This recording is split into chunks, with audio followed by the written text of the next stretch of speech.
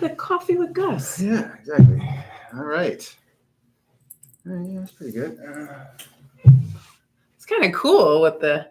Glad I wore this dress with this background. It's Yeah. very artsy. All right. So we're getting started here. I think this is pretty good. Okay, so let me give you kind of like basically just this is just a conversation. I don't usually refer to the camera at all, Okay. except to do the intro and outro. Okay. Otherwise, it's just a conversation. Make sure they can hear us. Can you hear us? Yeah, you can hear us. It's just a conversation between you and I. We're just kind of trying to shoot the shit, talk about real estate, economy, life, whatever, you know. Try to wherever it goes. Right, solve the world's problems in an hour, right? So, okay, so my name's Gus, and this is the Ortiz Anomaly podcast, and I'm here with Regina Cruz-Morales from the Cruz team, and we're gonna just chop it up. So, well, thanks for having me. Yeah, appreciate you coming out. Thank you so much. Thanks for having me. Yeah, this is fun. So, well, cheers. Cheers to that. So, I wanted to chat with you about because you have a whole family in real estate. Yes, I do. So, like, did you guys all kind of decide to get into it together? Was your mom in real estate for a little while, and you guys said, "Oh, we'll get into that"? Like, how did that all? Oh my gosh, get started? That is a great question, and I should tell this part of the story. So, actually, when my parents got married, my great grandfather, who was from Germany, taught my parents how to buy houses and then use that money, the equity in the house, to then go and buy other houses and start a portfolio. Oh, nice. Okay. And so that's what they did years ago. And so that's how their whole real estate arena basically stemmed from my great grandfather, Henry Frisch. So they built up this pretty decent size portfolio. And, you know, thank God I was one of the benefactors of, you know, the passive income to do many cool things throughout my life. That's awesome. And then,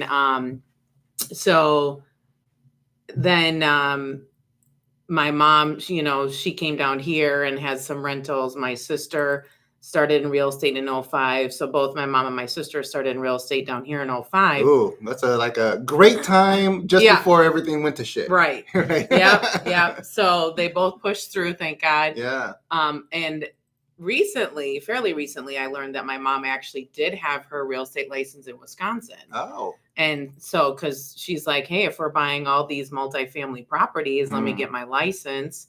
And so we can keep the commission. So I didn't even know that growing up. Oh, wow. Like she never talked about it, or I don't remember her going for her test or anything like that.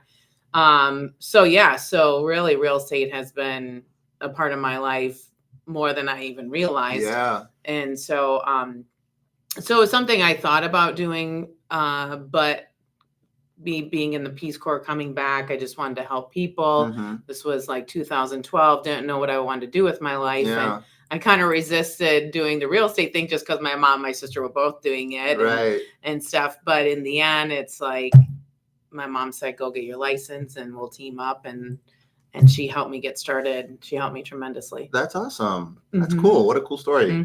So now that you mentioned that, I have to ask, I want to hear about the Peace Corps. Like, not very many people go into the Peace Corps. It's one of those things that like 1 in 100 people that you talk to even know what the Peace Corps is, right? Yeah. So what inspired you to go into the Peace Corps, and where did you go? Yeah, great question. So when I was growing up, actually, one of my dad's sisters was in the Peace Corps. Okay. And so that was in the 90s when she went to Central America. All right. And so that's when I kind of learned about the Peace Corps, was kind of through her. And I remember her coming back to the States, and I remember her getting readjusted with her life here. And everyone's like, you know, what's Maria going to do now that she's back in the States? And she had a very interesting, readjustment in back into the United States after all that. So that's when I learned about it. And then I actually had a girlfriend from high school, Angela, that served in Nairobi, Kenya. Oh, wow. Yeah. Okay. So she was serving and working alongside women living with HIV over there. So then I found out about Peace Corps and her experience. Yeah. And then when I did my internship for the City of Boulder Parks and Rec, I loved Boulder and wanted to stay out there. So I stayed working for the rec center for 5 years, and Boulder is very competitive place to live and work. And so I knew that if I wanted to go up in the Parks and Rec, at the rec center, I would have to go back to school, and I really didn't want to go back to school. So that's where I was like, okay, what are my opportunities? I love traveling. I love helping people. I love giving back. Is there a way that I can use my world experience with my rec management degree? And I did double major with Spanish. So then I applied for the Peace Corps, and I thought, let's see what happens. Okay. And then it's actually a crazy story, because I first got notification that I was hired, and I was supposed to go to the island of Grenada. Okay. And literally the same day or the day after, I think it was the day after I put in my notification, they had replaced my position at the rec center. I told my landlord that I was moving, all of these things. The Peace Corps called me up and was like, half the staff just quit, so we cannot send you to Grenada. Oh, no. And I ran over to my best friend's house, and we talked about it, and he's like, you need to call them back up and just tell them, like, you literally you stopped the rest of your life for this. Gave up everything to do this, to go there to this pursuit. And so I left a voicemail that night. I called the next morning. I was walking into work, and I was like staring at my phone, and sure enough, like around 10 in the morning, I got the phone call. So I went outside, and they're like, well, here's the situation. We can't send you to Grenada. However, we found a spot for you in the Dominican Republic. And because I was a rec management major, then I automatically kind of got put with being a youth volunteer. Oh, okay. And I had a lot of experience working at different parks and recs and stuff throughout my college career in the summertime for experience. So I was like, okay, great. So I was leaving a little bit sooner. So I finished my job. I packed up. I gave away everything, my car, everything. That's crazy. And came down to Florida where my mom was living, because my mom moved to Florida in 2003. Okay. And this was in 2008. So I left everything at her house. She drove me to Miami, her and my stepdad.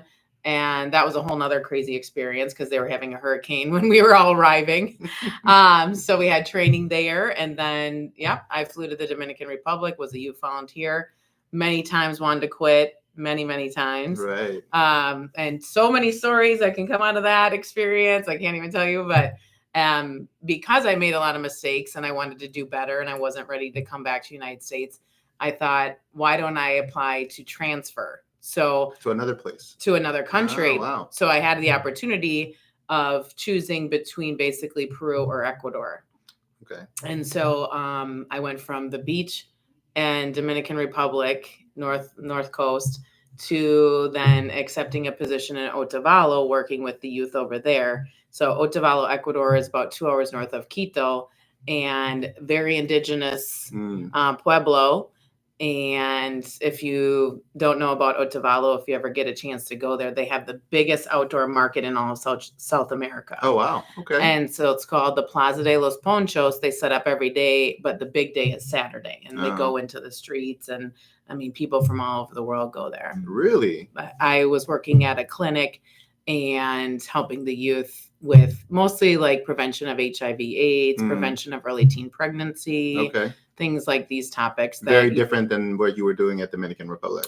About the same. Okay. I was working more with the girls in DR, but I actually ended up working with 2 indigenous boys, like one-on-one. They heard about the program, so we would just talk things through. And then I ended up working with a senior class from a high school and things like that. So same topics, just different audiences. That's cool. So what do you feel like you like?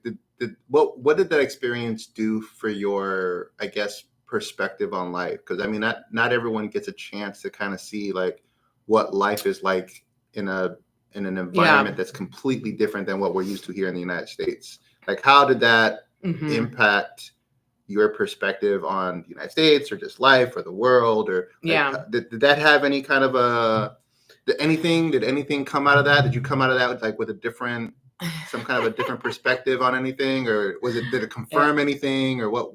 Well, one thing that I learned that I will say that stands out to me probably the most is because I had spent so much time in Dominican Republic, I had kind of stereotyped all people in Latin America because of my experience there. Okay. And when I went to Ecuador, I realized that, oh my gosh, it's a totally different culture. Interesting. And mindset. And not only like within the culture, but also towards Americans. Yeah. So, when I worked in the clinic, their perception of an American was an 18-year-old student who came in, did their duties and left, and there was no relationship, no communication whatsoever. So I was in my early 30s and I'm very extrovert, all about like meeting people, very curious person. So I come in and start building relationships. And so like their whole perception of what American is like totally changed. Interesting. And because of that, because they were so grateful that I learned their names and was interested in them and their families and all these things, that they really treated me well. I mean, they were like, let's show her this and let's take her here and all of these fun things that I got to see because of these relationships that I built. That's awesome. Very cool. All right.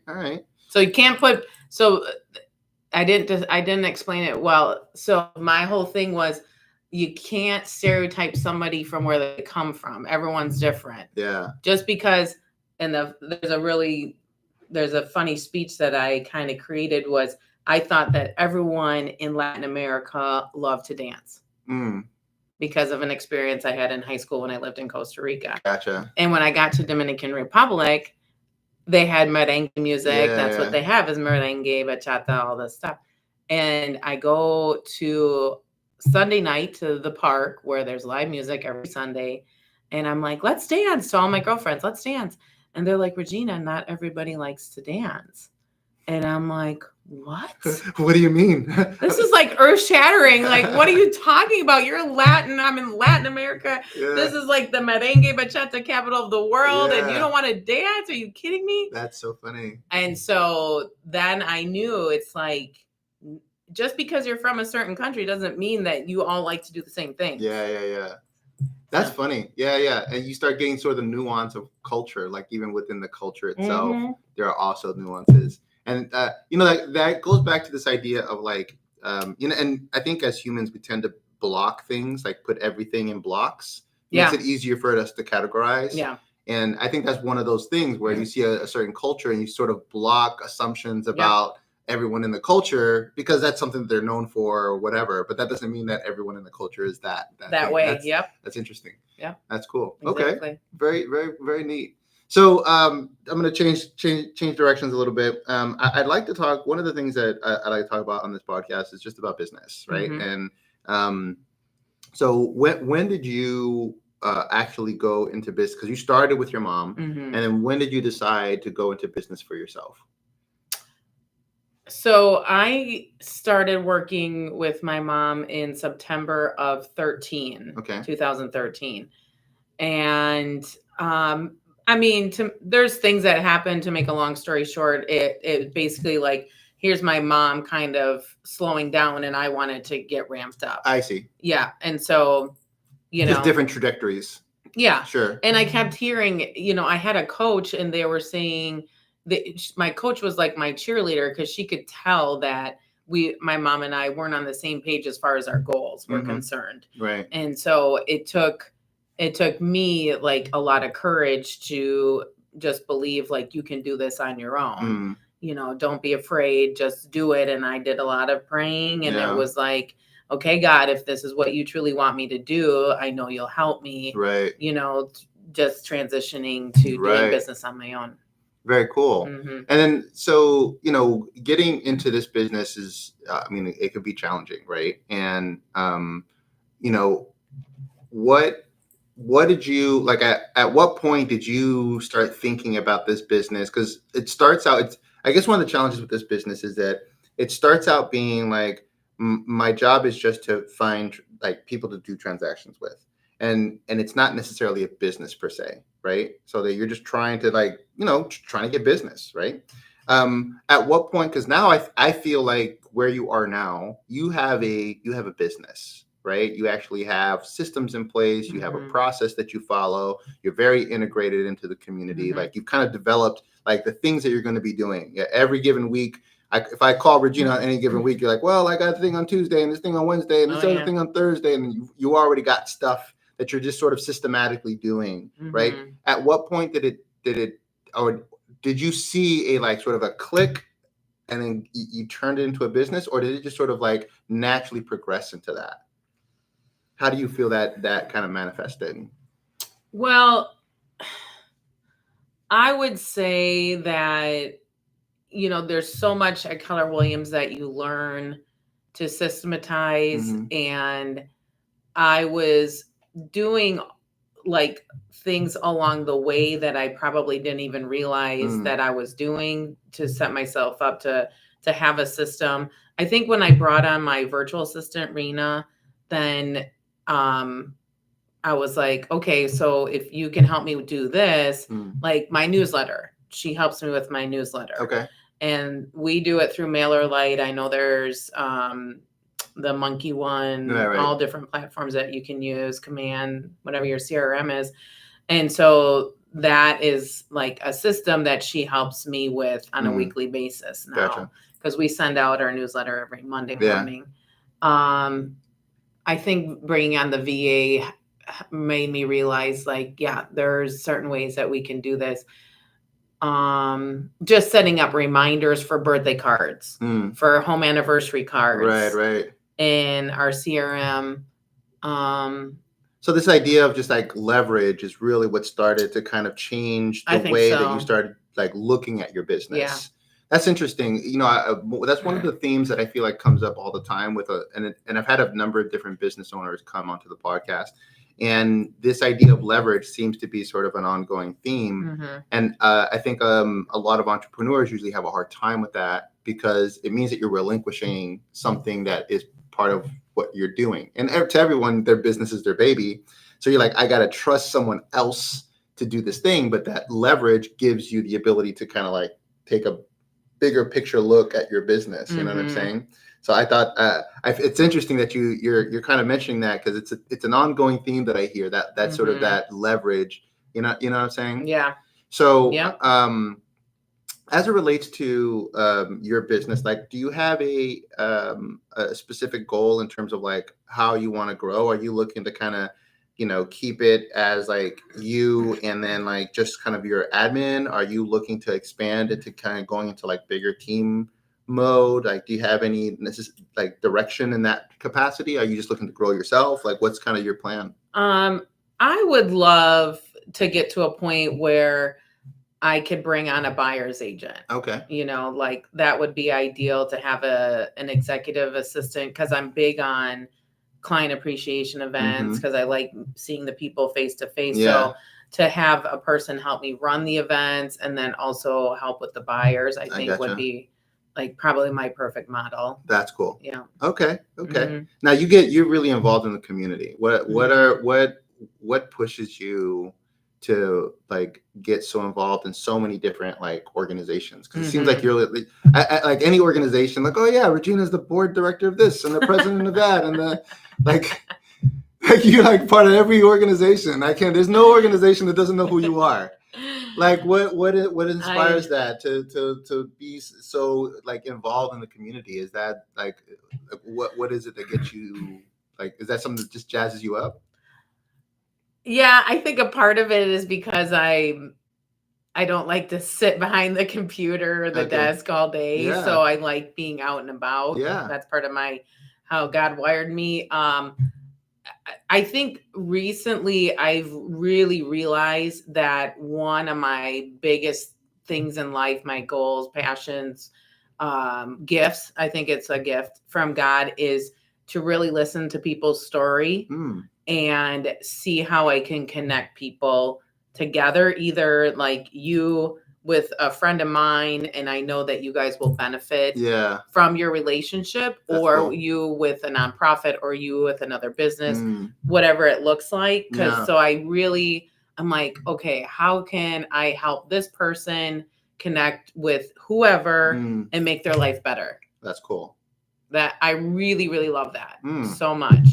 And then, real estate is obviously listening to the person, the seller, the buyer, and then finding the perfect house, or selling them and getting them to their destination as smoothly as possible, taking as much stress off of their situation and make it as good of experience as I can give them. I mean, I would imagine that also kind of ties into just general relationship building when you're talking with a client and they need, or they have a challenge with XYZ thing, and you happen to, oh yeah, I know.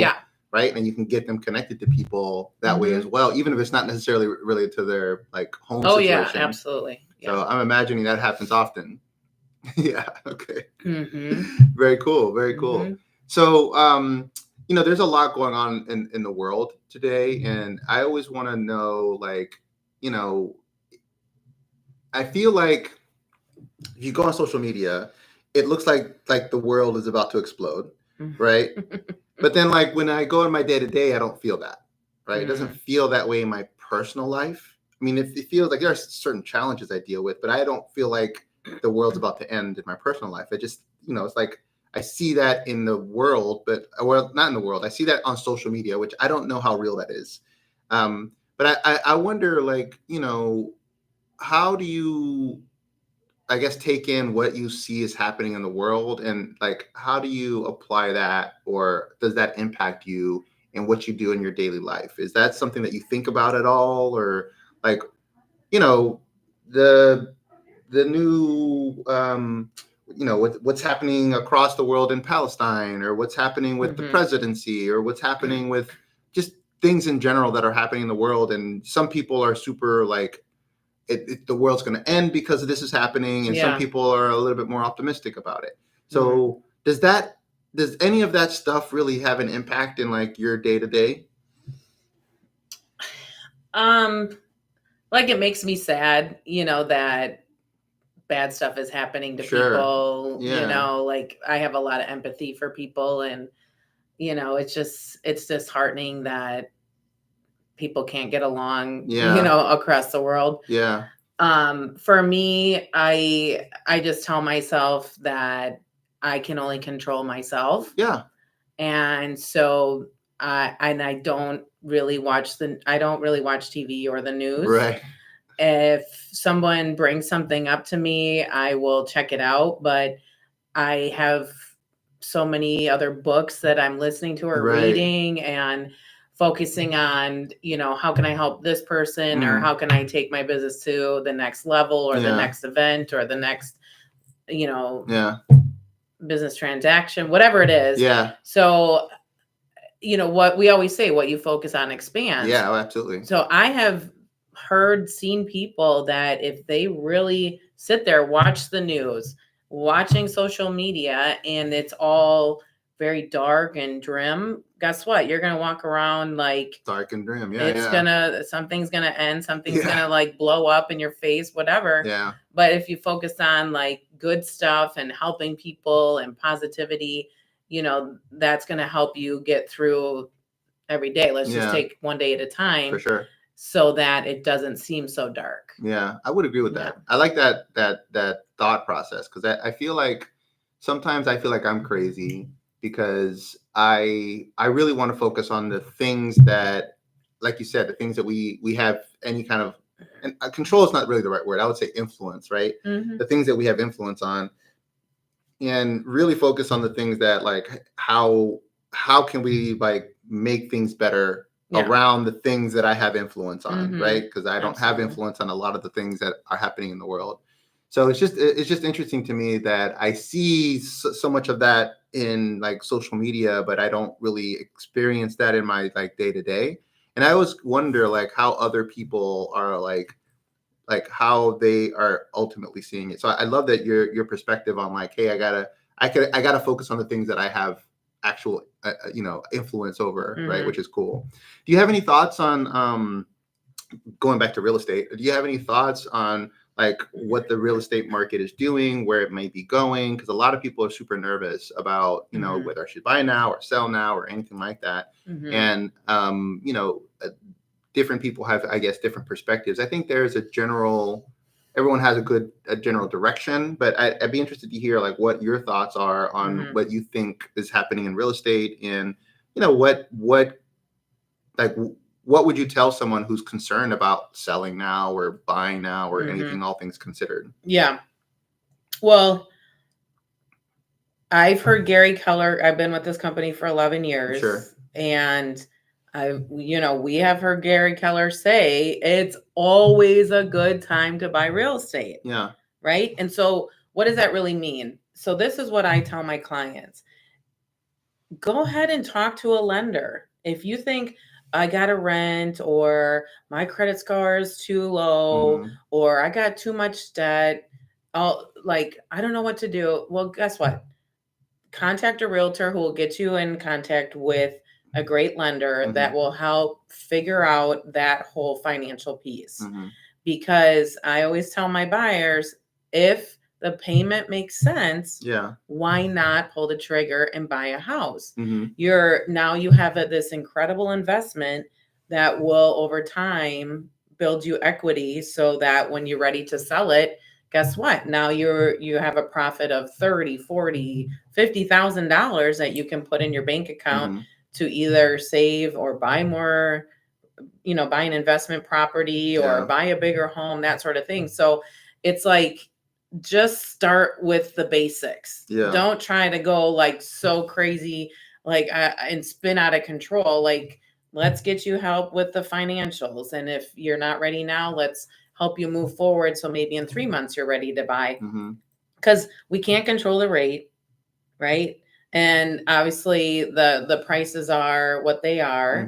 But we can now negotiate in this market if you're a buyer. Sure. And, like I said, if that payment makes sense, why not move forward? And at the same time, save money, because if the taxes go up or if the insurance goes up, then you have that little nest egg to pull from. Right. And so you're not living, paycheck to paycheck or scrambling in a few years from now. So I think there's ways to go about doing it. If you're a seller, then chances are you have tons of equity right now. Yeah.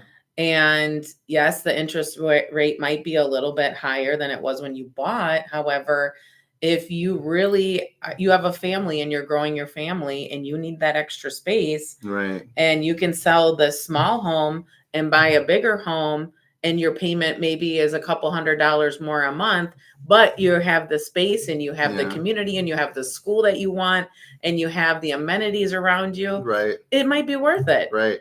It probably is worth it for you and your lifestyle, and to be just happier person. Right. Right. I mean, I think this kind of lends itself, what you're saying is it lends itself to this idea that the market is not really what drives people to make a move.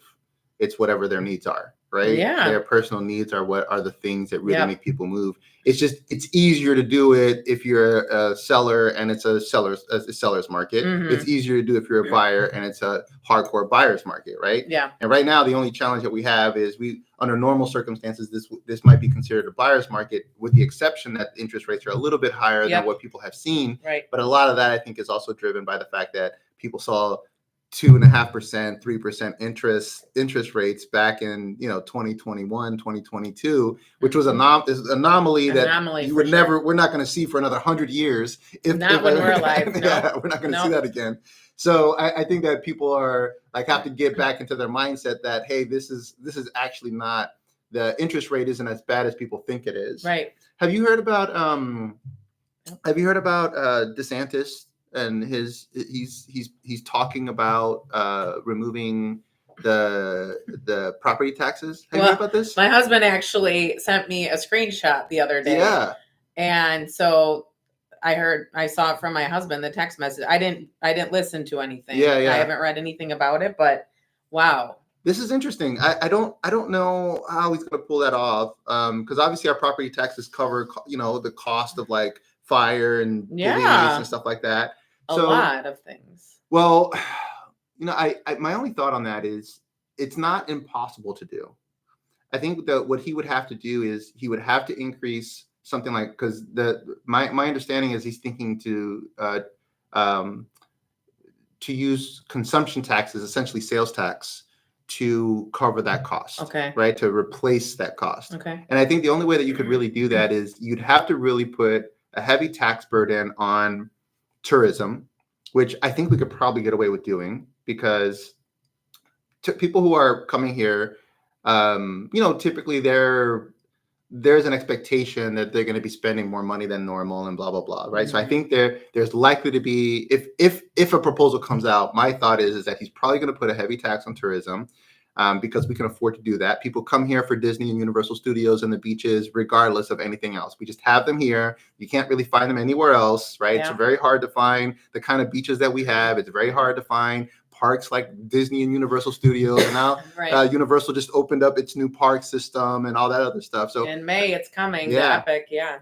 So it's very hard to replace that, right? So I think tourism is likely to be taxed here. My only concern is whether or not he's going to tax like your average, like the things that we need, like our groceries going to also be taxed, right? Are the things that we buy at local Walmart and Target and stuff like that the essentials. Are those things going to be taxed? I think that would be a little bit challenging, obviously, because I think that the people who live here, like, it's already tight. That the removing the property taxes would be great, but if you're just replacing that with what I'm going to be buying my eggs, like, it's the same. Okay. I just thought of something when you're talking. Okay. So if you're renting, you don't pay property tax. Ooh. So if what you're saying, the essentials, the tourism is going up, you're not getting that. Let's say your taxes are $5,000. Yeah. You're not getting that deduction to now spend over here. If you're renting. That's true. So there's more motivation to buy. That's interesting. The other concern that I have, and I hope that this provision is put in there, is we have to put a limit on like investors. Because what'll likely happen is if you remove property taxes, you're going to get a flock of investors that are going to come in here and buy like crazy. So like there would have to be like almost like a homestead. Maybe just on primary. Yeah, like only on your primary home, you don't have to pay property taxes, but there's still property taxes on any investment properties or secondary homes, right? So that would have to be the case, because otherwise you're going to get a flock of investors here, and then this is going to turn into like rent land, right? Every house is going to be a rental house as opposed to a primary house, which is not beneficial to the people who live here, right? Yeah. And if the goal is to help residents, you want to give them the opportunity to buy. And that also makes it, I mean, that would also change affordability, right? If you don't have a $5,000 bill every year to tack onto your mortgage payment, now instead of affording $350,000, maybe now you can afford $400,000 or $500,000 or $450,000. Big difference, right? In your ability to afford a house. Affordability. So it's an interesting proposition. I'm curious about how he's planning on replacing that money. Yeah, that's what I was thinking too. Yeah. So I feel like if he can create a proposal that will not have a negative impact on Floridians, and it'll just impact primarily the tourists, right? And maybe investors, right? So maybe they still pay taxes on their homes, on the homes that they have, right? But not people who actually own homes, like their homesteads. Yep. Right. Then I feel like that would get a lot of people would be like, yes, let's do that. Because then I'm like, oh, I get an extra, whatever your taxes are, I get that extra, I get to keep that, right? That's mine now. Yeah. And I can afford to buy a bigger house now, right? Much easier, because I don't have to worry about my tax bill. So, well, and it's like, are you doing this long term or is this a short term thing?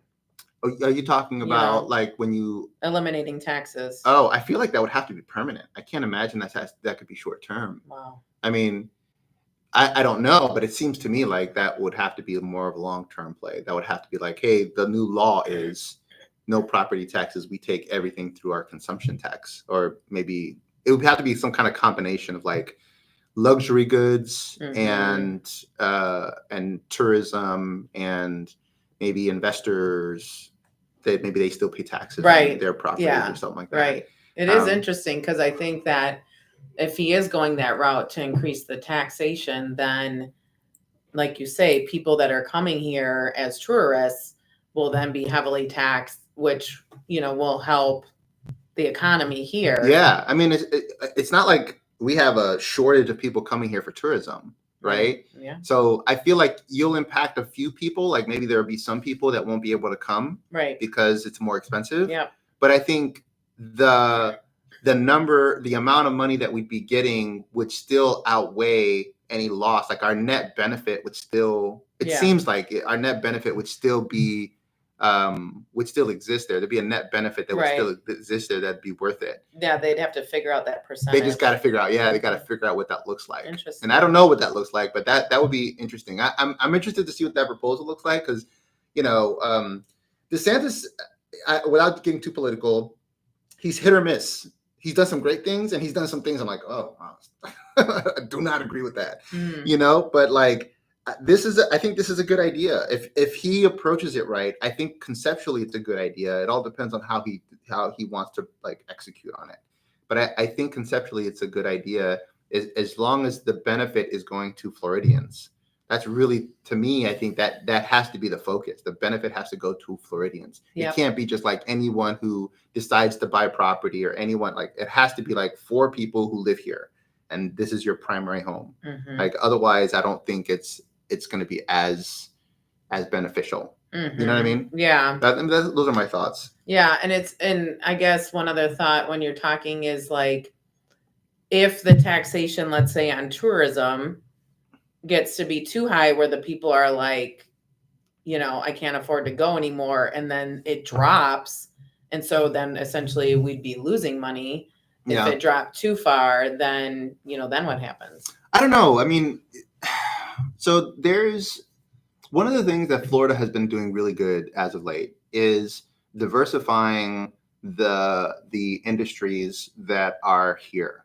So like you have, for example, and this is not an industry, but this is a population, the 55 plus community, basically retirees. We're getting a lot of retirees. People come here to retire. Florida is notoriously one of the top places to retire in the world, right? Absolutely. So we're constantly getting retirees, people coming here to retire. So most retirees are part of the baby boomer group, and a lot of them, I would say a good lion's share of them have like legacy pensions. They've saved really well. They've done a good job of having like they have expendable income, so they can go out to eat. They can go out and spend money in the actual local economy, right? It's not like they may have a limited income, but their limited income is still enough to be able to cover their cost of living and still be able to go out and spend in the community, right? 100%.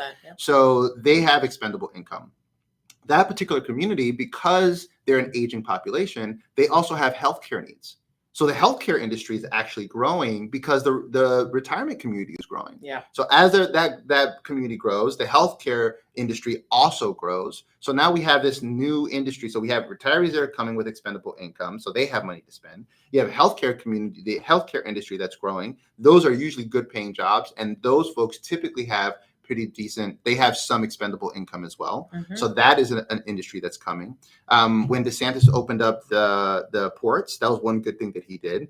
That opened up a distribution network in Florida that was not recognized. Like it wasn't, what's the word I want to use?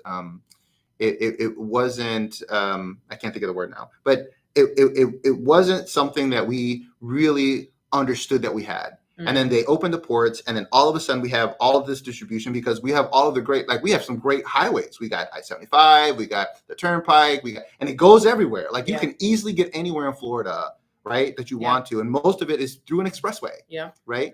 So I think that it was just like realized like when he opened the port, there was this realization like, oh, Florida's a great place to be a distribution center. Mm-hmm. So then you see all these like huge warehouses, distribution warehouses started getting built right after COVID and stuff like that. Like it just was a huge boom because they're like, holy crap, we can make this a whole distribution network. And now the whole southeast side of the United States can be accessed through Florida. Right. Yeah. And that changed the dynamic. So now you have that whole industry that's here. That's true. Right. So now you have retirees, you got healthcare, you got the distribution network that's here. Yeah. And then you got obviously we still have tourism. That's still here. That's not going away anytime soon. Right. So the parks, the beaches, so on and so forth. Yep. And then you got everything that's happening over on the East Coast with, SpaceX. And so aerospace is coming here. You got advanced manufacturing that's tied to aerospace. It's coming here.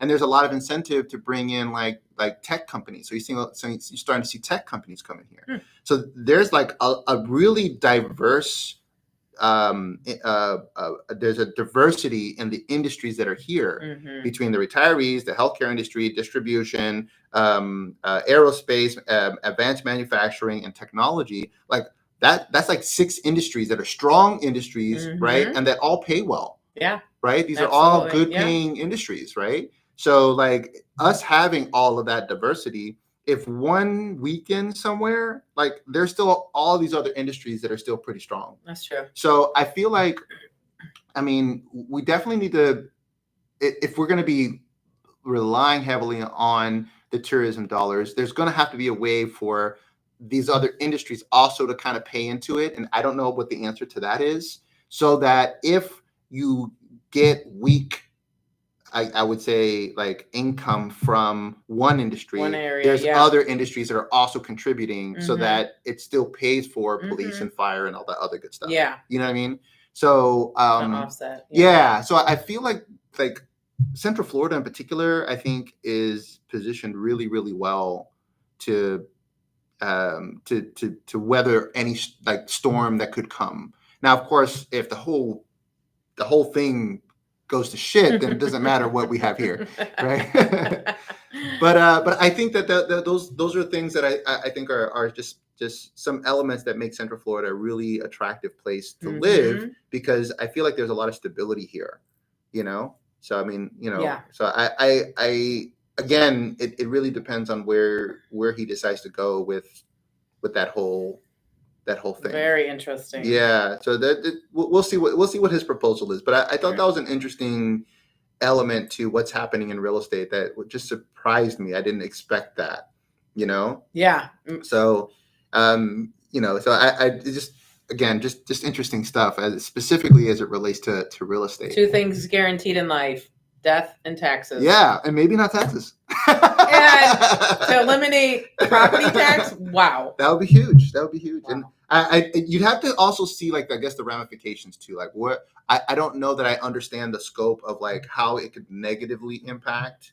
So I'd have to see what is the risk to doing that too, right? Because obviously everything comes risk reward.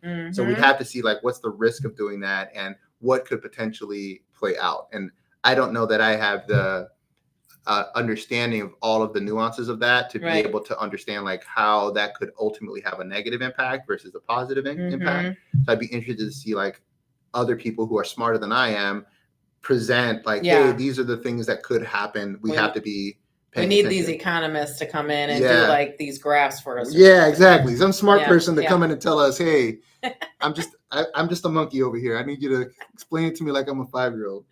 So it'd be interesting to see how that turns out. So so do you have any, and you had mentioned earlier that you're kind of you've been focusing a lot on your health lately. Is that right? I've been gearing up with doing more exercise for sure. Yeah. Are you following any kind of a specific routine, or are you just kind of deciding to be more active, or what's your? Well, Monday mornings, I pretty much am consistent with doing body pump to keep the muscles strong. Yeah. If I miss Monday, Tuesday, there's another weight aerobic class. I go to the National Training Center, and they have great instructors and great classes.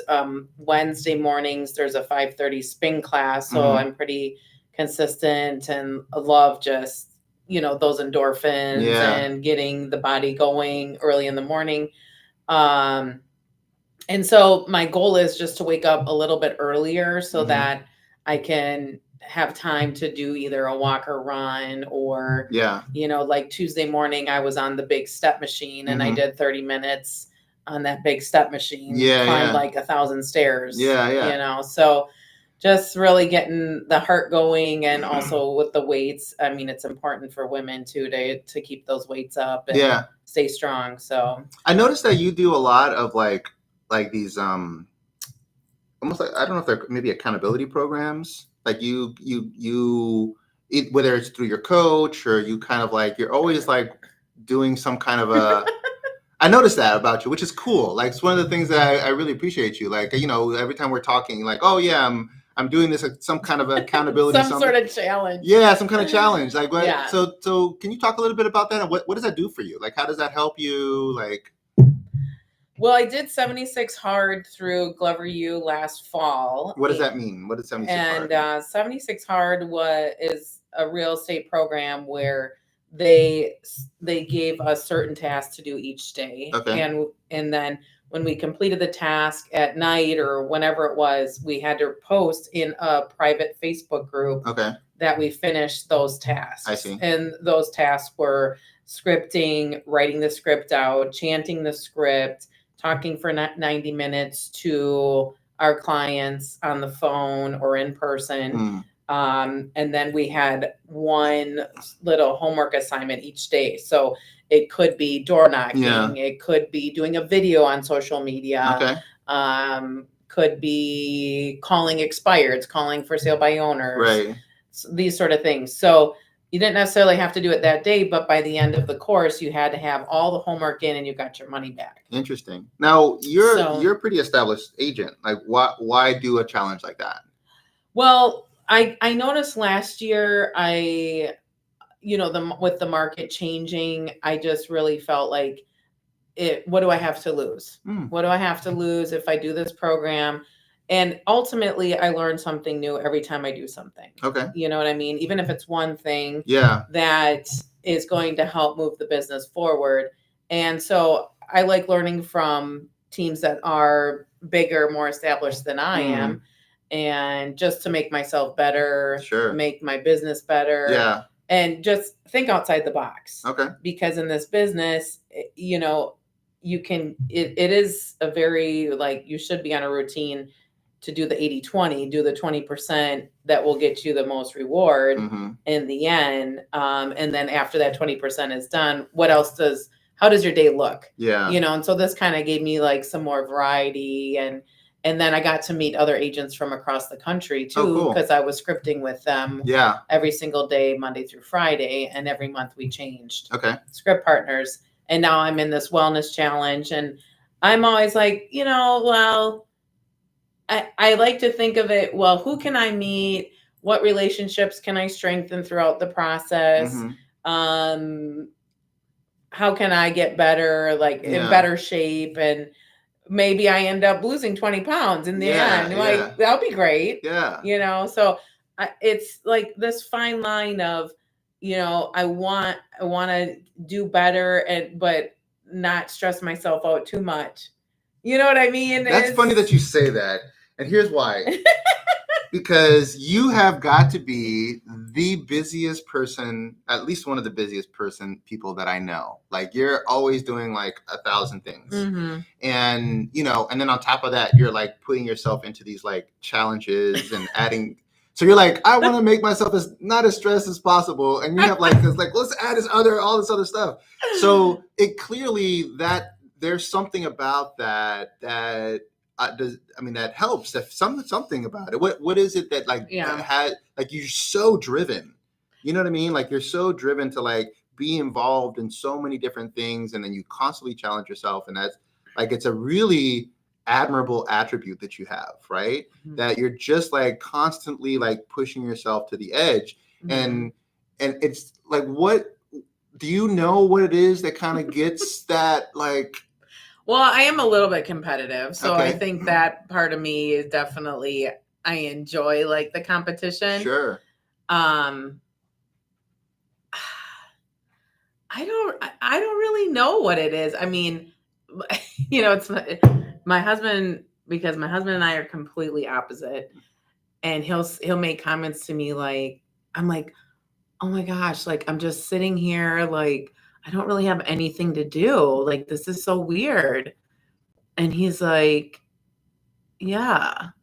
He's just looking at me like, yeah, that's okay. He goes to work and he comes home and he doesn't have to think about it doing anything else, Gotcha. essentially. Yeah. Versus my mind is always going about and this group and this group and this group and my business and this and this and this.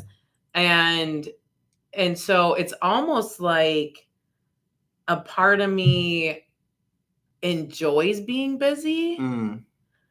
But then I'm learning as I get older, like it's okay not to do anything. Yeah. Like how can you balance it out where if you're not doing something and just being okay with that? Oh, I see. You know what I mean? Yeah. So I'm still working on that. Interesting. Yeah. Now, do you find that the busyness stresses you out, or that is just sort of like, that's just kind of where you're revving at? Like, is that just kind of like your natural, you know what I'm saying? Like, is that your natural speed? Do you feel like you're pushing yourself, or do you feel like this is just kind of your natural speed? Yeah, I think I enjoy, the networking and meeting people. And I do have a lot of meetings throughout the week that I go to that I know, the first of the month I'm at this one, and every week I have Kiwanis, and third Friday of the month I have the chamber breakfast, and then I have the business after hours and stuff. And not that I go to everything, but I do attend a lot of things. So I do have those in my mind and on the calendar that I know that they're there. And because I'm a board member and an ambassador, it's good that I show up and support other businesses. And I will say, like, if I'm doing too much, my body will slow me down naturally. Okay. If I'm not eating right or getting enough rest or whatever, and I get sick, like naturally we just have to slow down. Sure. But I will say there are certain positions that I've taken on that have given me more stress that I enjoy. But at the same time, I've reaped a lot of benefits from being president of the Kiwanis Club. That particular year, I happened to have more business from that club than any other year in the history of being with them for 13 years, which was quite interesting to me. So yeah, it's something I'm just figuring out about, like trying to learn about myself. Like, why do you have the need to be so busy? Yeah. And now that I'm married, it's like, how can I balance it so that I don't give my leftovers to my husband? Right. Yeah, because now you have a relationship that you also have to nurture. Yeah, totally get that. And he's like, I'm here, and he's he's all the way back there somewhere. It's like, I'll be back. And he slows me down, which is good. It's good. That's cool. So what do you what does 2025 look like for you? Do you have any specific goals for 2025 that you're looking to do either in the community, or that you're just, or maybe some optimism or something that you're looking forward to for the year? Like, what does that look like for you? Well, my goal is to help 40 families. All transparency, I'm not on track for that. But, just I can get back on track. I think for me, it's like being consistent with having those conversations each and every day. Because I know that if I talk to enough people, not saying that they're going to do business with me, but they know people that potentially could. For sure. Also, my goal is to do a video a week, like on YouTube, social media platforms. Nice. I've been hearing so many realtors that have been consistent and have built up their YouTube channel and have gotten a lot of business. Oh, good. And, it's all free. Yeah. YouTube, social media, it's all free. It's not free. It's time. Well, time. Yeah. That's the expense. The expense is time. And for me, I don't mind being in front of the camera, And some people, they have like that mind block. Yeah. And it's just like, yes, I do to have many takes over one video. So it's not perfect every time, but I'm not afraid to do it. And and just like be consistent with that. My goal is to do like some sort of client appreciation, some sort of activity each month, something like, I have a girls' night out scheduled for May 1st, and I'm going to do like an email to my database for the Sweet 16. Like, let's do something fun where we can keep a bracket and do something like totally outside of the real estate arena. Oh, I like that. Showing value with touching on the market and what's the market doing as part of like these videos. Yeah, for sure. So that's, I would say, the videos, and staying consistent with staying in front of my people. I'd like to do more, like little VIP parties. That's one of my goals. Like the people that have really supported me over the years, like how can I give back to them? Put more love back into them. Yeah, that makes sense. Yeah, just kind of build up that relationship, like continue to build what I call the fortress, right? You're building your fortress so that you can kind of shield yourself against any kind of economic woes, and you have good relationships with people. And I think that's really where a lot of this comes in. Like as a business, like those relationships are powerful. Yeah. I totally get that. And I mean, you're great at that. You're great at building relationships. So it's really cool to just see you work, because I see you go to these events and I just watch you from a distance. And not that I'm like watching you. I don't want you to think that I'm a weirdo. But I see you, I see you going through and like just chatting with like, and everybody, and everybody knows Regina, which is awesome. So like, maybe I can be like you someday. So let's try to work through that. But anyways, I don't want to steal any more of your time. I really appreciate you coming out to chat with us. If anybody wants to, if anyone has any questions or they want to learn about, how to get more involved in the community, or just to learn more about real estate with you, like how do people find you besides going to any event anywhere? Any event in Claremont. Thanks for having me. This has been awesome. I really enjoyed it. And my phone number is 352-988-7488. You can certainly text or call me. And on Instagram, I'm the Cruz team. On Facebook, it's Regina Cruz-Morales is my personal page. And so, truly, I love helping connect people. So if there's any sort of volunteer opportunity, any sort of need, whatever, like I truly enjoy that. And then of course with real estate, I just moved to Mineola, so I'm super excited of what's to come. There's a lot of stuff all coming. Of that. And I really want to, I love Claremont, and I really want to help build up Mineola and educate the people about what's coming and all the opportunity for growth there. So, and you're also a Spanish speaker. Yes. So if someone is a Spanish speaker, me defiendo en español. Sí, eso sí. No, como yo vivía 3 años en Latinoamérica, por supuesto tenía que aprender cómo hablar en español. There you go. So thank you so much for coming. I appreciate you being on the podcast. My name is Gus. If you like what you're hearing, please share. Make sure to comment below if you have any thoughts or any questions. Also, if you have anything that you'd like me to cover in any future videos, or anyone you'd like me to interview, please go ahead and comment below, and I'm happy to go ahead and reach out to them. I appreciate you guys. Thank you so much, and we'll see you guys next time. Peace. Bye. Awesome. Thank you, ma'am.